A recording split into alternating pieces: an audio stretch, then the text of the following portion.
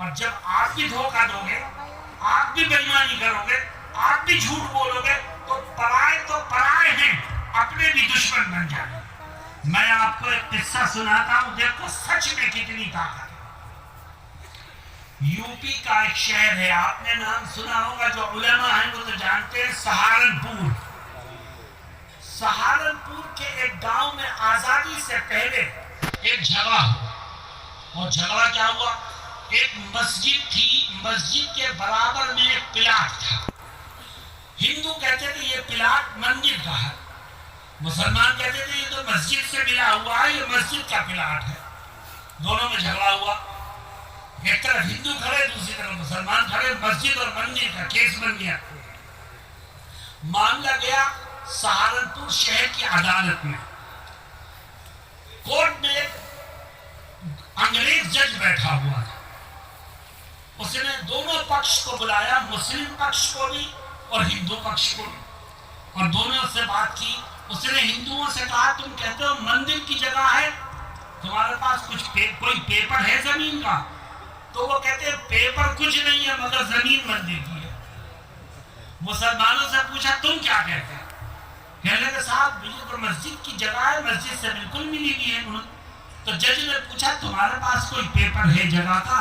Paper ہمارے پاس بھی نہیں ہے لیکن جگہ مسجد کی ہے۔ اب وہ بہت پریشان ہوا کہ فیصلہ کیا ہو؟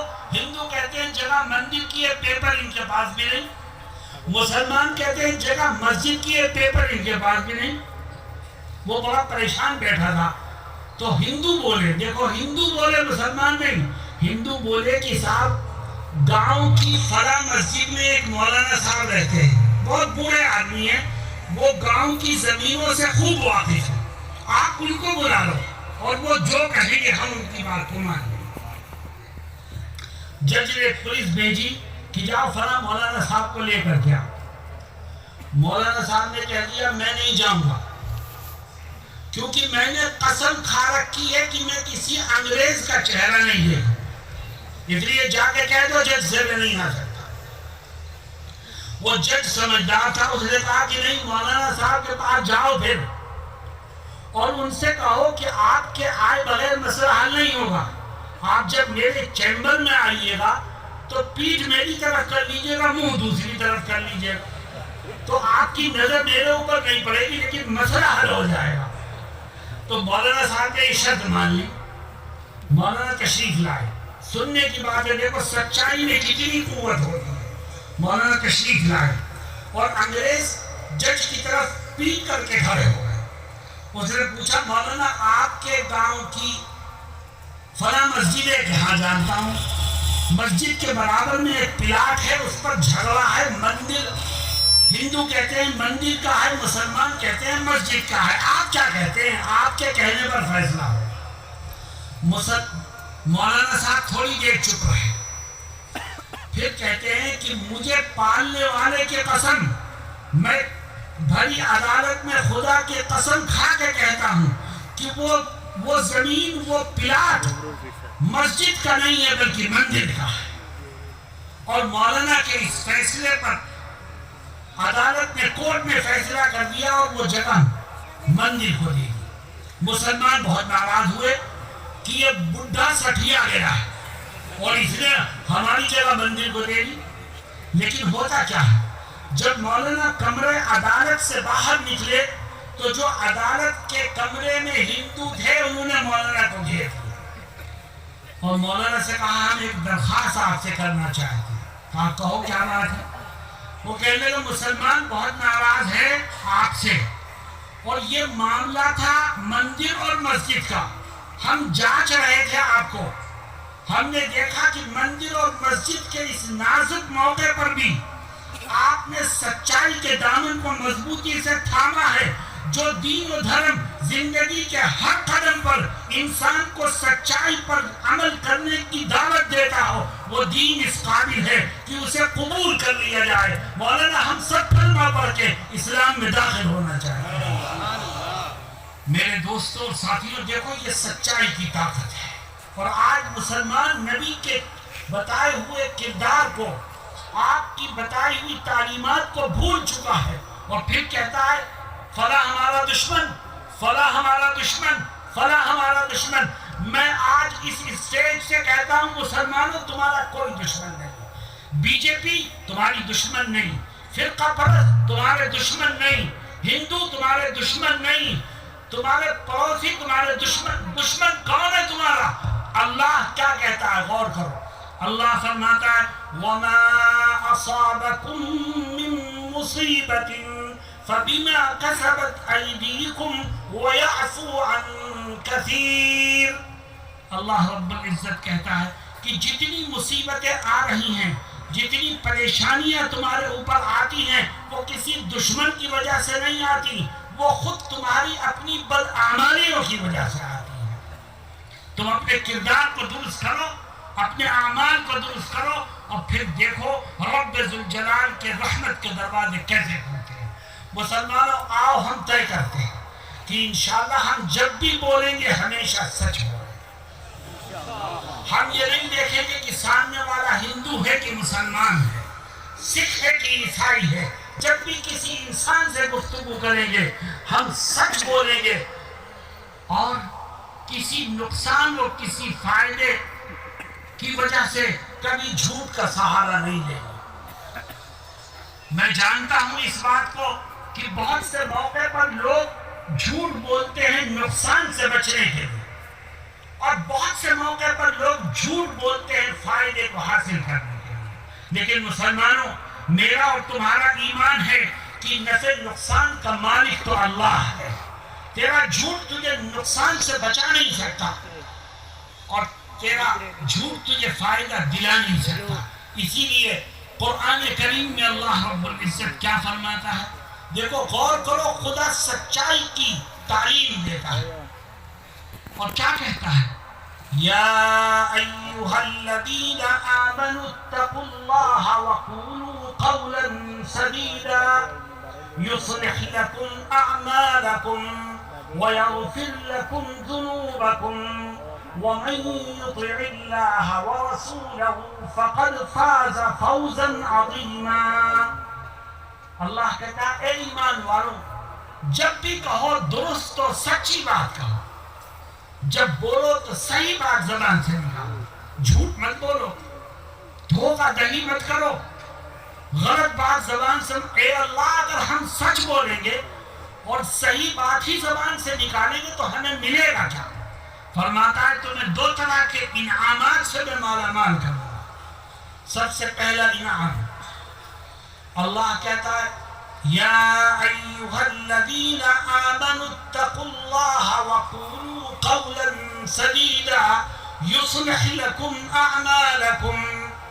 سب سے پہلا انعام، تم جب ہمیشہ سچ بولو گے اور صحیح اور درست بات زبان سے نکالو گے تو اللہ فرماتا ہے میں اس کی برکت سے تمہارے بہت سے بگڑے ہوئے کاموں کو بنا دوں گا.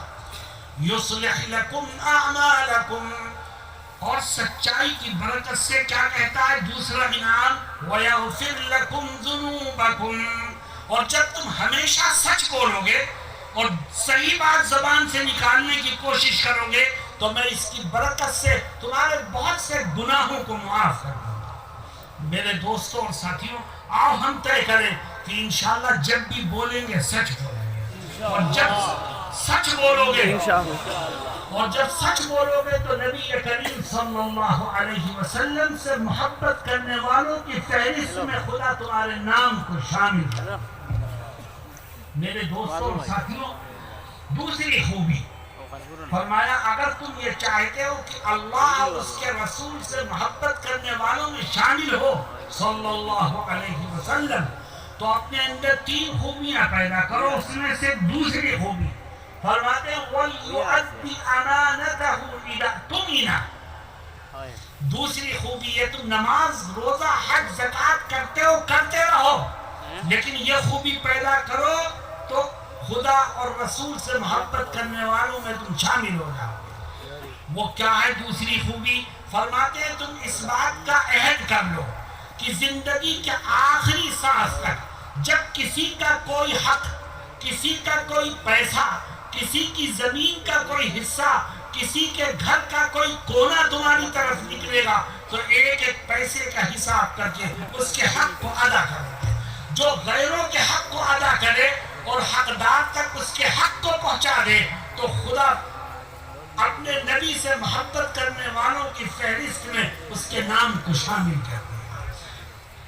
کس کا حق تمہاری طرف نکل رہا ہے؟ یاد رکھو حق حق ہے، چاہے ہندو کا ہو، چاہے مسلمان کا ہو، چاہے سکھ کا ہو، چاہے عیسائی کا ہو۔ میں آپ سے پوچھتا ہوں کہ اگر آج مسلمان ہندوؤں کا حق ادا کرنے کے لیے کھڑا ہو جائے اور جس کی طرف جس ہندو کا حق نکلتا ہو اس کو ادا کر دے، تو بتاؤ ہندوؤں کے دلوں میں محبت پیدا ہوگی کہ نہیں؟ اور جب ہم حق لوگوں کا دبائیں گے، حق تلفی کریں گے اور حق ماریں گے تو ہندو کیا ہمارے اپنے بھی ہمارے دشمن ہو جائیں۔ میرے دوستوں اور ساتھیوں، آج حق تلفی کا گناہ مسلمانوں میں عام ہوتا جا رہا ہے، اور پھر روتا ہے مسلمان کہ دشمن ہمیں برباد کر رہے ہیں۔ یاد رکھو جب اللہ اور اس کے نبی کی تعلیمات کو ہم چھوڑیں گے تو اللہ اپنے دشمنوں کو ہمارے اوپر مسلط کر دے گا۔ فرمایا وَلْيُؤَدِّ أَمَانَتَهُ إِذَا اؤْتُمِنَ، جس کا بھی جو حق، جو پیسہ، جو زمین تیری طرف نکلتی ہے تو اس کو ادا کر دے تو نبی سے محبت کرنے والوں میں تو شامل ہو جائے گا۔ میرے دوستوں اور ساتھیوں، ایک شخص نماز بہت پڑھتا، ہر سال حج کرنے جاتا ہے، حافظ ہے، دیندار مانا جاتا ہے، لیکن وہ حق ادا کرنے میں کوتاہی کرتا ہے، بھائیوں کا حق نہیں ادا کر رہا، بہنوں کا حق دبائے بیٹھا ہے، ہندوؤں کا حق، پڑوسیوں کا حق، سکھوں عیسائیوں کا حق دینے میں کوتاہی کر رہا ہے۔ یاد رکھو ایسے شخص کی کوئی نیکی کل میدان محشر میں اس کو خدا سے بچانے میں کام نہیں آئے گی، خدا کی پکڑ سے اس کی کوئی نیکی اسے بچا نہیں سکے۔ اللہ رب العزت کسی انسان کے حق کو مارنے والے کو کبھی معاف نہیں کرے گا۔ حدیث شریف میں یہ فرمایا گیا ہے کہ اگر کوئی شخص اللہ کا حق مار کے دنیا سے جائے گا تو اللہ کہتا ہے میں بڑا ارحم الراحمین ہوں، میں بڑا معاف کرنے والا ہوں، تو نے میرا حق مارا ہے میں تجھے معاف کر سکتا ہوں۔ لیکن جب کوئی کسی بندے کا حق مار کے جاتا ہے تو خدا کہتا ہے تو نے میرا حق نہیں مارا، میرے بندے کا حق مارا ہے، اس لیے میرے ہاں تیرے لیے معافی کا کوئی خانہ نہیں۔ میرے دوستوں اور ساتھیوں، آج مسلمان اپنے خراب کردار کی وجہ سے لوگوں کی آنکھوں میں اور لوگوں کی نظروں سے گر چکا ہے۔ ساری دنیا میں امت ذلیل و خوار ہے صرف اپنے خراب کردار اور نبی کی تعلیمات کو چھوڑنے کی وجہ سے۔ آؤ ہم طے کریں کہ زندگی کے آخری سانس تک جب بھی کسی کا کوئی حق ہماری طرف نکلے گا ہم اس کو ایک ایک پیسے کا حساب کر کے انشاءاللہ ادا کریں گے۔ میرے دوستوں، میں ایک واقعہ سناتا ہوں۔ دیکھو اللہ کے نبی کی تعلیمات اور اللہ کی تعلیمات دونوں ایک جیسی ہیں۔ علماء جانتے ہیں کہ قرآن کریم متن ہے اور حدیث اس کی شرح ہے۔ ایسا نہیں ہے کہ حدیث میں قرآن کے علاوہ کچھ اور ہے، نہیں، جو اللہ نے فرما دیا ہے نبی نے بھی اسی کی تشریح کی ہے، اس کے علاوہ کچھ نہیں ہے حدیث۔ اللہ رب العزت کیا کہتا ہے؟ فرماتا ہے ان اللہ یأمرکم ان تؤدوا الامانات الی اہلها۔ اللہ تم کو حکم دیتا ہے کہ جس کا جو حق اور جو امانت تمہارے پاس ہے اس کی امانت کو ادا کرو۔ میرے دوستو، اس آیت کے اس ٹکڑے کے نزول کا ایک واقعہ محدثین مفسرین نے ذکر کیا۔ میں اس واقعے کو ذکر کر کے آپ کو یہ بتانا چاہتا ہوں کہ خدا آسمانوں سے اپنے نبی کو یہی تعلیم دے رہا ہے کہ جس کا حق ہے ادا کر دو، چاہے وہ حق ہندو کا ہو چاہے مسلمان کا ہو۔ سامنے والے کا دین و دھرم کچھ بھی ہو، اس کا حق ہے، اس کو دیجیے۔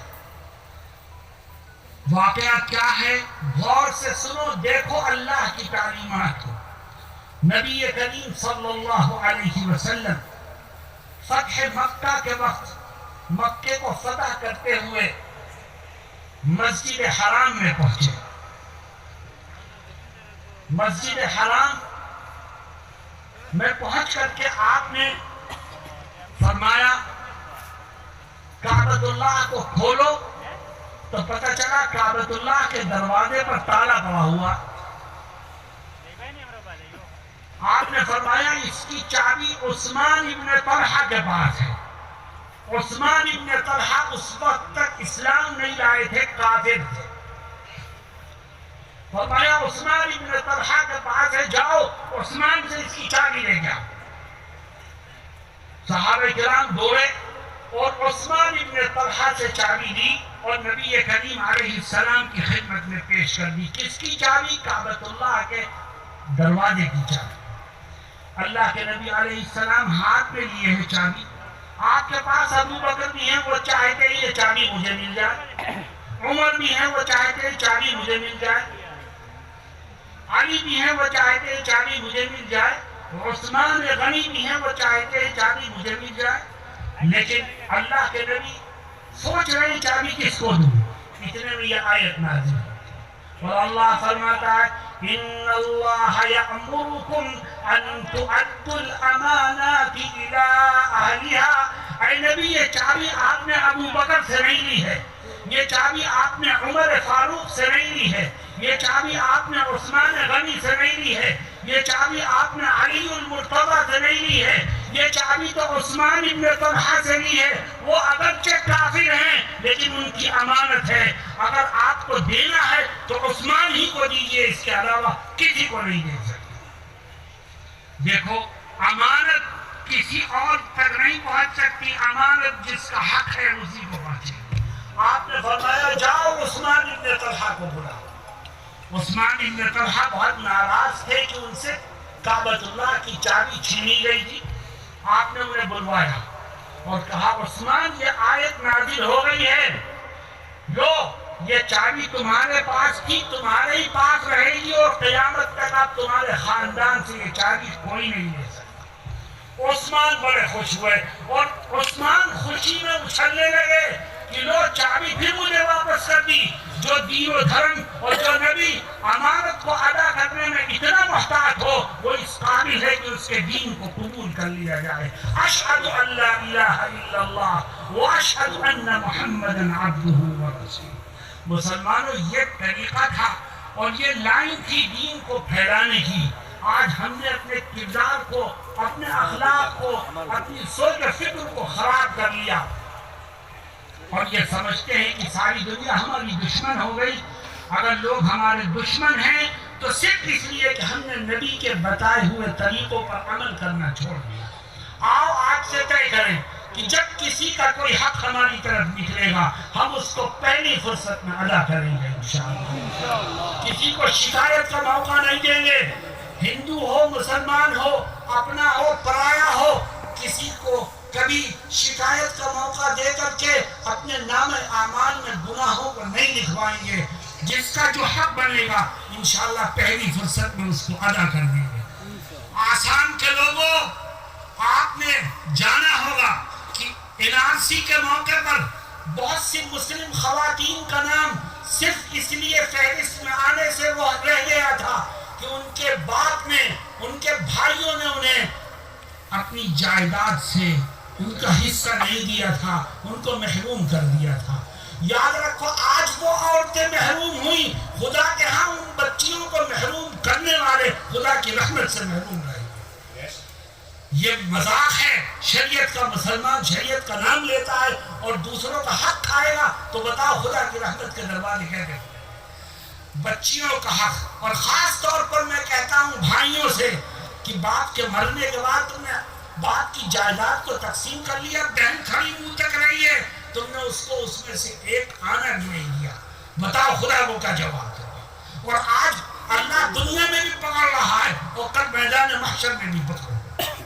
میرے دوستوں اور ساتھیوں، حق تلفی کا گناہ ایک ایسا گناہ ہے جو انسان کی نیکیوں کو بربادی کے گھاٹ اتار دیتا ہے اور کچھ حاصل نہیں ہوتا خدا کی ناراضگی کے سوا. آؤ ہم طے کریں کہ جب بھی جس کا جو حق ہماری طرف نکلے گا انشاءاللہ اس کو مکمل حساب کے ساتھ موت سے پہلے ادا کریں گے انشاءاللہ۔ میرے دوستو، جو آدمی کسی کا حق لے کر کے مرا کرتا تھا تو ہوتا کیا تھا؟ غور کرو، دیکھو، ایک ایک چیز میں رات بھر بیان کرتا رہا ہوں، تم سنتے رہو، لیکن میں یہ چاہتا ہوں تمہاری عقل، سوچ اور فکر کو صحیح راہ دکھاؤ۔ نبی کریم صلی اللہ علیہ وسلم کے زمانے میں جب کسی کی موت ہو جاتی تو لوگ اپنے مرنے والے کا جنازہ لے کر کے مسجد نبوی میں آتے اور ہر ایک یہ چاہتا کہ آقا میرے اس رشتہ دار کی نماز جنازہ پڑھا دیں۔ کیوں؟ صحابہ کو یقین تھا کہ جس کی نماز جنازہ محمد الرسول اللہ صلی اللہ علیہ وسلم پڑھا دیں گے خدا اس کی مغفرت فرما دے گا۔ لیکن آقا کیا کرتے تھے؟ آگے بڑھتے تھے اور نماز پڑھانے سے پہلے پوچھتے اس مرنے والے کی گردن پر کسی کا حق تو نہیں ہے؟ اگر پتہ چلتا کہ یہ کسی کا حق اپنی گردن پر لے کر کے گیا ہے تو آپ پیچھے ہٹ جاتے، فرماتے میں اس کی نماز نہ پڑھوں گا نہ پڑھاؤں گا۔ صلو علی صاحبکم، تم اپنے ساتھی کی نماز جنازہ پڑھو، اس کو دفن کرو۔ کیا مطلب؟ آقا نے نماز پڑھانے سے انکار کر دیا، گویا مغفرت کے دروازے جو بند ہیں وہ کبھی نہیں کھلیں گے، اور رحمت جو خدا کی روٹھی ہے اس سے یاد رکھو اس کو منانے میں یہ کبھی کامیاب نہیں ہوگا۔ نبی نے نماز پڑھانے سے انکار کر دیا، گویا اس کے لیے مغفرت کے دروازے بند ہو گئے اور نجات کی راہیں نہیں کھلیں گی۔ اس لیے میرے دوستوں اور ساتھیوں، آؤ ہم طے کریں کہ جس کا جو حق ہماری طرف نکلے گا انشاءاللہ اس کو پہلی فرصت میں ادا کریں گے۔ تیسری خوبی، نبی کریم صلی اللہ علیہ وسلم فرماتے ہیں کہ اگر تم مجھ سے محبت کرنے والے بننا چاہتے ہو تو اپنے اندر 3 خوبیاں پیدا کرو۔ نیکیاں، نماز، روزہ، حج، زکوٰۃ تو کرتے رہو، لیکن اس کے ساتھ ساتھ 3 خوبیاں پیدا کرو۔ پہلی خوبی یہ کہ جب بھی بولو تو سچ بولو۔ دوسری خوبی یہ کہ جب کسی کا کوئی حق تمہاری طرف نکلے تو اس کو پورے حساب سے ادا کرو۔ اور تیسری خوبی کیا؟ وَلْيُحْسِنْ جَارَ مَنْ جَاوَرَهُ، فرماتے تو نماز بھی پڑھ، روزہ بھی رکھ، حج بھی کر، زکوٰۃ بھی دے، لیکن اپنے اندر ایک تیسری خوبی پیدا کر۔ وہ تیسری خوبی یہ ہے کہ جس کا دروازہ تیرے دروازے سے ملا ہے، جس کی دیوار تیری دیوار سے ملی ہے، وہ تیرا پڑوسی ہے۔ اگر تو نبی سے محبت کرنے والا بننا چاہتا ہے تو یہ عہد کر لے کہ زندگی کے آخری سانس تک اپنی زبان سے، اپنے ہاتھ سے، اپنے عمل سے، اپنے کردار سے کبھی اپنے پڑوسی کے دل کو ٹھیس نہیں پہنچاؤں گا۔ مسلمانوں، تمہارا پڑوسی مسلمان بھی ہو سکتا ہے، تمہارا پڑوسی ہندو بھی ہو سکتا ہے، تمہارا پڑوسی عیسائی بھی ہو سکتا ہے، تمہارا پڑوسی سکھ بھی ہو سکتا ہے۔ نبی دین و دھرم کا تذکرہ نہیں کرتے، صرف یہ فرماتے جس کی دیوار تیری دیوار سے ملی ہے، جس کا دروازہ تیرے دروازے کے قریب ہے، وہ تیرا پڑوسی ہے، چاہے اس کا دین و دھرم کچھ بھی ہو، چاہے اس کا رنگ و نسل کچھ بھی ہو، چاہے اس کی زبان کچھ بھی ہو، چاہے اس کی قومیت اور برادری کچھ بھی ہو، وہ تیرا پڑوسی ہے۔ اور اگر تو نبی سے محبت کرنے والا بننا چاہتا ہے تو اپنے اس پڑوسی کے ساتھ حسن سلوک کر۔ مسلمانوں، آج ہمارے آس پاس بسنے والے ہمارے ہندو بھائی ہم سے ناراض ہیں۔ کیوں؟ ہم نے پڑوسیوں کے حقوق کو ادا کرنا چھوڑ دیا۔ ہم کیا دیکھتے ہیں؟ اگر کسی پڑوسی سے ہمارا جھگڑا ہے تو ہم یہ سوچتے ہیں کہ یہ ہمارے ہاں نہیں آتا تو ہم بھی اس کے ہاں نہیں جاتے، یہ ہم سے نہیں بولتا ہم بھی نہیں بولتے، یہ ہماری مدد نہیں کرتا ہم بھی نہیں کرتے۔ لیکن یاد رکھو، اگر وہ گناہ کر رہا ہے تو ہمارے لیے گناہ کرنا کیسے جائز ہو سکتا ہے؟ وہ اگر نہیں آ رہا ہے خدا کے ہاں اس کی پکڑ ہوگی، وہ اگر ہمارے ساتھ حسن سلوک نہیں کر رہا ہے خدا کے ہاں اس کی پکڑ ہوگی۔ لیکن ہمارے لیے اس کی وجہ سے حسن سلوک کو چھوڑنا اور اس کے حقوق کو پامال کرنا کیسے جائز ہو سکتا ہے؟ میرے دوستوں اور ساتھیوں، آج مسلمان اپنے پڑوسی کی اگر مدد کرنے والا بن جائے تو یاد رکھو بہت سے اختلافات خود بخود ختم ہو جائیں۔ ابھی امریکہ اور برطانیہ سے میرے پاس 2 فون آئے، میں وہ آپ کو بتانا چاہتا ہوں۔ ایک فون برطانیہ سے آیا اور ایک امریکہ کے کسی شہر سے آیا، اور دونوں نے ایک ہی بات کہی کہ صاحب یہ کرونا پھیل رہا تھا، ہمارے پڑوس میں عیسائی تھے، ان میں سے کسی ایک کا انتقال ہو گیا کرونا میں، تو گھر کے لوگ گھر میں تالا لگا کر کے اس کی ڈیڈ باڈی کو گھر کے اندر چھوڑ کر بھاگ گئے، کوئی قریب نہیں گیا۔ ہمیں پتہ چلا، مسلمانوں نے کہا ہمیں پتہ چلا، تو ہم نے جا کر کے تالا توڑا، اس کو وہاں سے نکالا، اور گورنمنٹ کو اطلاع کی، اور پھر اس کی ڈیڈ باڈی کو لے کر کے قبرستان گئے، اور بہت عزت کے ساتھ ان کے طریقے کے مطابق ڈیڈ باڈی کو دفن کر دیا۔ اس کا اثر کیا ہوا دیکھو، کہتے ہم نے صرف یہ ایسا اس لیے کیا کہ وہ ہمارے پڑوسی تھے۔ ان کے گھر والوں کو جب پتہ چلا کہ مسلمان پڑوسیوں نے یہ کیا ہے، تو وہ ہمارے پاس اگلے دن آئے اور کہنے لگے کہ ہم تو ڈر کے مارے بھاگ گئے تھے، لیکن آپ لوگوں نے انسانیت کا جو ثبوت دیا ہے، ہمارے پاس الفاظ نہیں ہیں کہ ہم آپ کا شکریہ کیسے ادا کریں۔ میں نے کہا پھر آپ لوگوں نے کیا جواب دیا؟ تو وہ کہتے ہم نے یہ جواب دیا کہ ہم نے کچھ نہیں کیا، یہ تو ہمارے آقا نے ہمیں پڑوسیوں کے حقوق سکھائے، ہم نے ان پر عمل کیا ہے، اس میں ہمارا کوئی کمال نہیں ہے۔ تو وہ عیسائی کیا کہنے لگے جن کے آقا، جن کے نبی ان کو یہ تعلیم دیتے ہوں، وہ لوگ اس قابل ہیں کہ ان کو اپنا آئیڈیل بنایا جائے، اے مسلمانوں ہمیں بھی کلمہ پڑھا کر کے مذہب میں داخل کرو۔ دیکھو یہ پڑوسیوں کے حقوق ہیں، اور آج ہم اس کو بھلا چکے ہیں۔ اسی ہندوستان میں جب کوئی مسلمان اپنے مذہب پر عمل کرتے ہوئے اپنے کسی ہندو پڑوسی کے ساتھ مشکل میں، پریشانی میں، بیماری میں اسلامی تعلیمات پر عمل کرتے ہوئے اس سے اچھا سلوک کرتا ہے، تو ہندوستان کے اخبارات میں بھی اس کا چرچا ہوتا ہے۔ اور تمہارے دل میں تو یہ ہو کہ چرچا ہو یا نہ ہو، سوشل میڈیا پہ آئے یا نہ آئے، مجھے تو اپنے نبی کی تعلیم پر عمل کرنا ہے۔ یاد رکھو خدا لوگوں کے دلوں میں خود بخود تمہارے لیے محبت کا جذبہ پیدا کرے، اور آج مسلمان اس کو بھول چکا ہے، اور ایسا لگتا ہے کہ ہم آزاد ہیں، جو چاہے کریں۔ میرے دوستوں اور ساتھیوں، یہ معمولی چیز نہیں ہے پڑوسیوں کے حقوق۔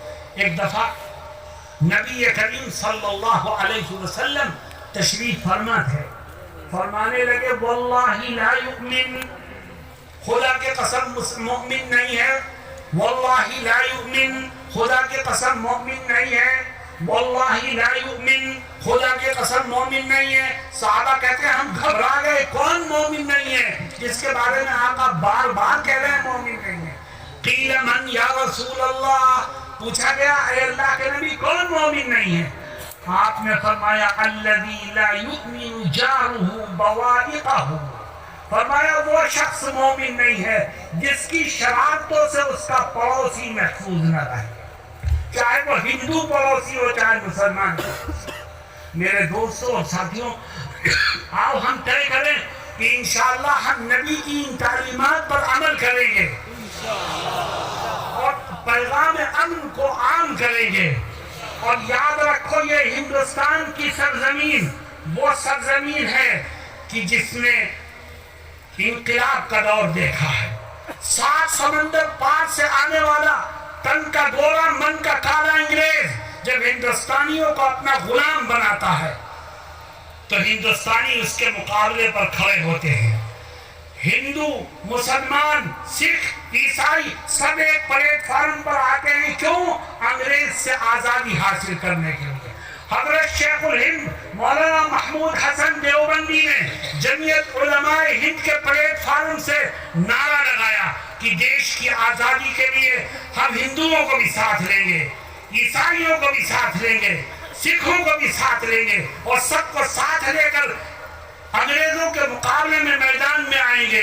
مسلمانوں اور ہندوستانیوں سنو، جب سب ایک جٹ ہو کر میدان میں آئے تو انگریز جیسی طاقت کو بھی ہندوستان سے بھاگنے پر مجبور ہونا پڑا۔ اگر ہم آپس میں لڑیں گے اور آپس میں ہمارا ایک دوسرے سے اختلاف ہوگا تو یاد رکھو کل بھی ہم غلام بنے تھے اور پھر آئندہ بھی ہم دوسری طاقتوں کے غلام بن جائیں گے۔ ہم آزاد ہیں، آزاد ہی رہنا چاہتے ہیں، اور اس ملک میں ہندو اور مسلمان کوئی چیز نہیں ہے، ہندوستانی ہے۔ آپ ملک سے باہر جاؤ، آپ کا پاسپورٹ انڈین ہے، آپ ہندو ہو یہ کوئی نہیں دیکھے گا، آپ مسلمان ہو یہ کوئی نہیں دیکھے گا، آپ سکھ ہو یہ کوئی نہیں دیکھے گا، آپ عیسائی ہو یہ کوئی نہیں، آپ کے پاس انڈین پاسپورٹ ہے، آپ انڈین ہو، چاہے آپ کا دین و دھرم کچھ ہے۔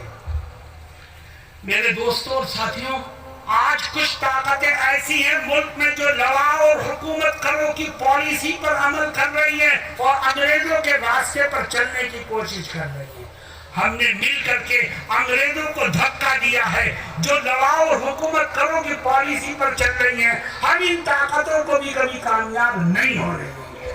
ہم ہندو، مسلمان، سکھ، عیسائی سب مل کر کے دیش کے امن کو، اس کی شانتی کو، اس کی یکجہتی کو برقرار رکھنے کے لیے ہر طرح کی قربانی دینے کو تیار ہیں۔ کیوں بھائی اس کے لیے تیار ہو؟ تیار ہے۔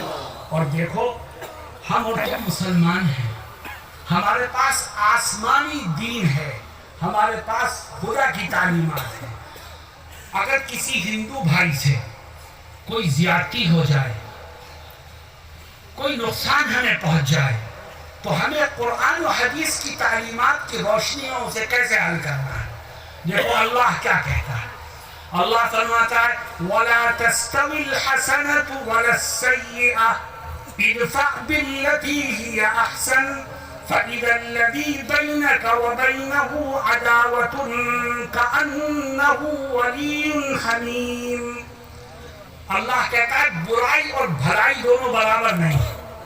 اگر کسی نے تمہارے ساتھ برائی کی ہے، کسی نے تمہیں نقصان پہنچا دیا، کسی نے تمہیں پریشان کیا ہے، کسی نے تمہارے ساتھ شرارت کی ہے، تو اللہ کہتا ہے تم اس کی برائی کے بدلے میں برائی اس کے ساتھ مت کرو۔ یہ اللہ پہ ہم کیا کریں؟ فرمایا تم برائی کے بدلے میں اس کے ساتھ اچھائی کرو۔ اس نے تمہیں نقصان پہنچایا تم اس کو فائدہ پہنچاؤ، اس نے تمہیں پریشان کیا تم اس کے لیے امن کا ذریعہ بنو، سکون کا ذریعہ بنو، اس کی مدد کرو۔ یہ اللہ اگر ہم برائی کے بدلے میں بھلائی کریں گے تو ہمیں ملے گا کیا؟ فرمایا فَإِذَا الَّذِي بَيْنَكَ وَبَيْنَهُ عَدَاوَةٌ كَأَنَّهُ وَلِيٌّ حَمِيمٌ۔ اگر تو برائی کے بدلے میں بھلائی کرے گا، ہندو بھائی کے ساتھ، اپنے پڑوسی کے ساتھ، اپنے پارٹنر کے ساتھ بدسلوکی کا جواب اچھے انداز سے دے گا تو خدا وعدہ کرتا ہے، کہتا ہے آج جو تیرا جانی دشمن بنا ہوا ہے میں کل اس کو تیرا جگری دوست بنا دوں۔ یہ تو اللہ کہہ رہا ہے، میں نہیں کہہ رہا۔ اور دیکھو وہ خدا جو انسان کے قلوب کا مالک ہے، انسان کے دل کو جدھر چاہے پھیر دے، جو آدمی دشمنی پر لگا ہوا ہے اللہ اس کے دل میں کب محبت ڈال دے کچھ پتا نہیں، اور اللہ کب دوستوں کو دشمن بنا دے کچھ پتا نہیں۔ اس لیے میرے دوستوں اور ساتھیوں، میں آپ سے درخواست کرتا ہوں کہ امن کے ساتھ، پیار کے ساتھ، محبت کے ساتھ ایک دوسرے کے کام آتے ہوئے اپنی زندگی کے صبح و شام کو گزارو اور نبی کی تعلیمات پر عمل کرو۔ جب بولو تو سچ بولو، جس کا جو حق نکلے اس کو ادا کر دو، پڑوسی کے ساتھ اچھا سلوک کرو، تمہارے علاقے کی ترقی خود بخود ہونا شروع ہو جائے گی۔ اور یاد رکھو مسلمانوں، میں تم سے ایک بات اور کہتا ہوں کہ اپنی نوجوان نسل کو اور آنے والی نسلوں کو دین سے اور تعلیم سے جوڑنے کی کوشش کرو، ورنہ یاد رکھو مستقبل کی تاریکی کبھی ختم نہیں ہوگی۔ اگر تم نے تعلیم پر توجہ نہیں دی تو یہ آنے والی نسل کبھی بھی قوم و ملت کے لیے کامیاب ثابت نہیں ہوگی۔ ہمیں کرنا کیا ہے؟ ابھی ایک اناؤنسر صاحب کہہ رہے تھے کہ حکومت مسلم مدارس اور اداروں کے لیے غلط فیصلے کر رہی ہے اور تنگ نظری کا اظہار کر رہی ہے۔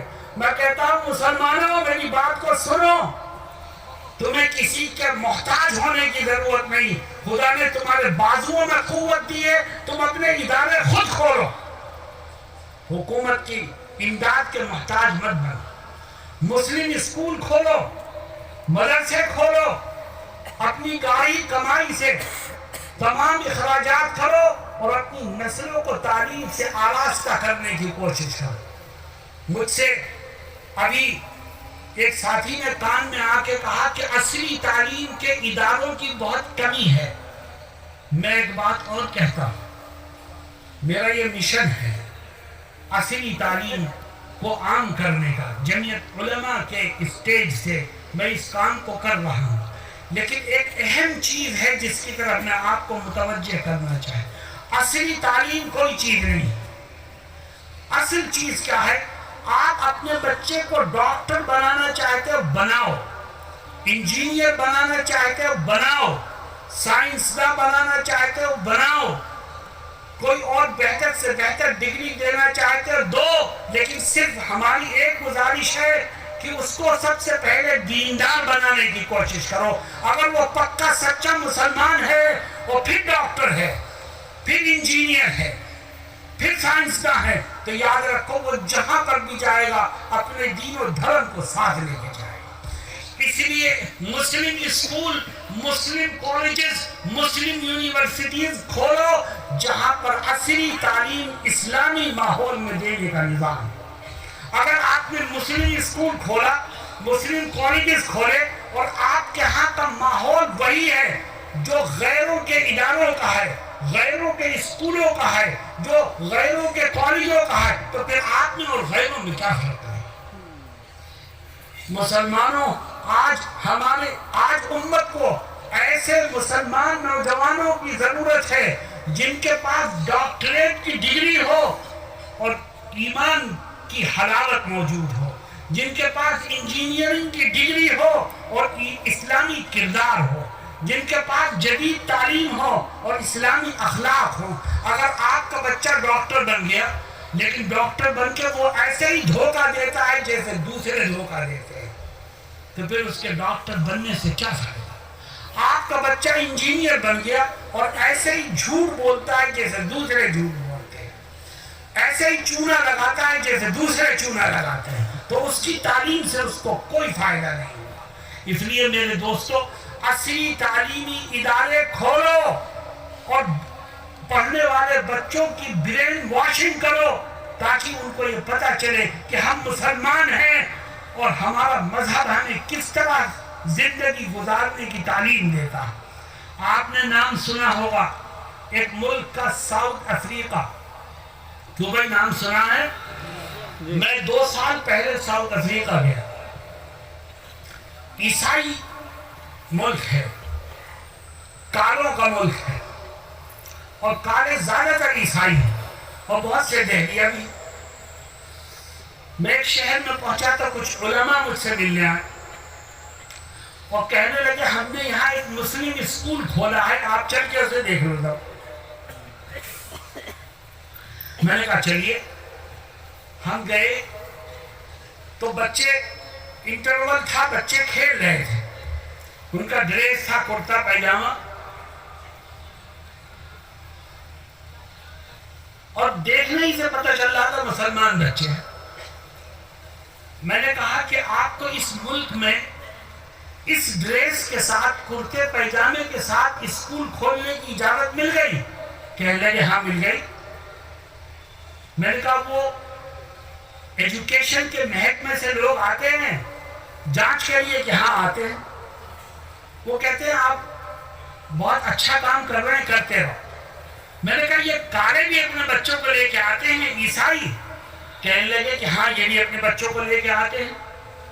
میں نے کہا پھر کہتے ہم ان سے کہتے ہیں کہ ان کو یہاں مت داخل کرو، اپنے اسکولوں میں لے جاؤ، یہاں داخل کرو گے تو انہیں نماز پڑھنی پڑے گی، انہیں کلمہ پڑھنا پڑے گا، انہیں رمضان میں روزے رکھنے پڑیں گے۔ تو وہ ماں باپ کہتے ہیں ہم تو یہیں پڑھوائیں گے، تم چاہے نماز پڑھواؤ، ان سے کلمہ پڑھواؤ، قرآن پڑھواؤ، مگر ہم یہ محسوس کرتے ہیں کہ ہمارا بچہ یہاں پڑھے گا تو انسان بن کے نکلے گا۔ میرے دوستو یہ کیوں؟ اس لیے کہ مذہب کی تعلیم کے ساتھ ساتھ ایڈوانس ایجوکیشن اگر دی جائے، مذہب کے ماحول میں ایڈوانس ایجوکیشن اگر پڑھائی جائے تو یقیناً ایک مسلمان کے لیے فخر کی بات ہوگی۔ لیکن مذہب کو چھوڑ کر صرف تعلیم پر زور دینا یہ مسلمان کی شایع نشان نہیں ہے۔ میں اپنے جوان ساتھیوں سے یہ اپیل کروں گا کہ آپ اپنے علاقے میں ایجوکیشن کو عام کرنے کے لیے مسلم اسکول، کالجز، یونیورسٹیز کو کھولنے کا پلان بنائیے، لیکن سب سے اہم چیز یہ ہے کہ اسلامی کلچر، اسلامی تہذیب اور اسلامی ماحول میں اگر ایڈوانس ایجوکیشن ہوگا تو قوم کو فائدہ پہنچے گا، ورنہ اس کا کوئی فائدہ نہیں ہوگا۔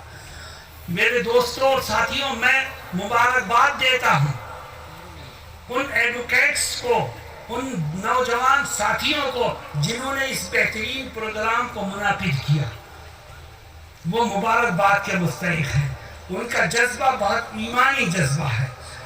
میں نے اس جذبے کو صرف صحیح رخ دینے کی کوشش کی ہے۔ ان کا مذہب، ان کا جذبہ قابل قدر جذبہ ہے۔ مجھ سے کہا گیا کہ اس پروگرام میں شریک مت ہو۔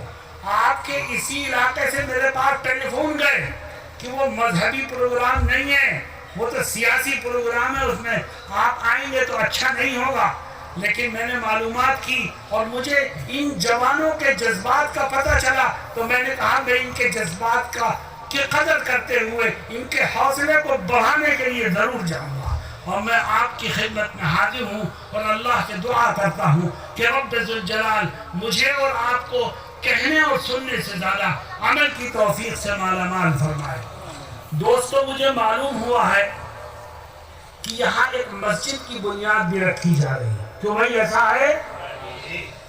دیکھو، مسجد اللہ کا گھر ہے، اللہ کا گھر ہے اور اللہ ہم سب کا رب ہے۔ اگر خدا کے گھر کے بنتے ہوئے ہماری طرف سے کوئی ایک اینٹ لگ جائے، ایک روڑی لگ جائے، تھوڑی سی خدمت کا ہمیں بھی موقع مل جائے، تو یاد رکھو مسلمانوں، یہ ہماری نجات کے لیے کافی ہے۔ مسجد بننے جا رہی ہے اور مسجد اللہ کا گھر ہے۔ آپ خدا کی طاقت سے واقف ہو، آپ میں سے کوئی حصہ نہ لے، تب بھی اللہ اپنی طاقت سے مسجد کو بنا کے کھڑا کر سکتا ہے۔ اگر ہم حصہ لیں گے تو ہم خدا پر احسان نہیں کریں گے، ہم اگر حصہ لیں گے تو اس کا نفع ہمیں کو ملے گا۔ من عمل صالحا فلنفسه ومن اساء فعليها۔ اللہ کہتا ہے جو کوئی نیکی کا کام کرے گا تو اس کا نفع خود اسی کو ملے گا، اور جو گناہ کرے گا تو نقصان بھی وہی اٹھائے گا۔ میرے دوستو، میں آپ سے پوچھنا چاہتا ہوں کہ علاقے میں مسجد کی ضرورت ہے کہ نہیں ہے؟ ہے تو آپ اس کو بنانے میں مدد کرو گے؟ جس سے جو ہو سکے، جس سے جو ہو سکے اس میں حصہ لے، اور جو حصہ لے وہ صرف اپنے رب کی رضا کے لیے حصہ لے، اللہ کے سوا کسی کو دکھانے کے لیے نہیں، کسی سے واہ واہ سننے کے لیے نہیں، صرف خدا کو راضی کرنے کے لیے۔ اور جو حصہ لے گا اللہ رب العزت اس کو دنیا اور آخرت کی کامیابیوں سے مالا مال فرمائے گا۔ حدیث شریف میں آتا ہے من بنا مسجدا للہ بنا اللہ لہ بیتا فی الجنہ۔ جو شخص اللہ کے لیے اس کے کسی گھر کو بنانے میں حصہ لے گا تو اللہ رب العزت اس کے بدلے میں جنت میں اس کے لیے محل کو تعمیر فرمائے گا۔ اللہ رب العزت ہم سب کو نیک راہوں پر چلنے کی توفیق عطا فرمائے۔ وآخر دعوانا الحمد للہ رب العالمین۔ مولانا یہ فرما رہے ہیں کہ بھئی رومال لے کے جائیں اور چندہ شروع کریں، کیوں آپ لوگ کیا کہتے ہو؟ شروع کیجئے، شروع کروائیے انشاءاللہ، جس کی جیب میں جو ہو وہ دو، اور پھر جیسا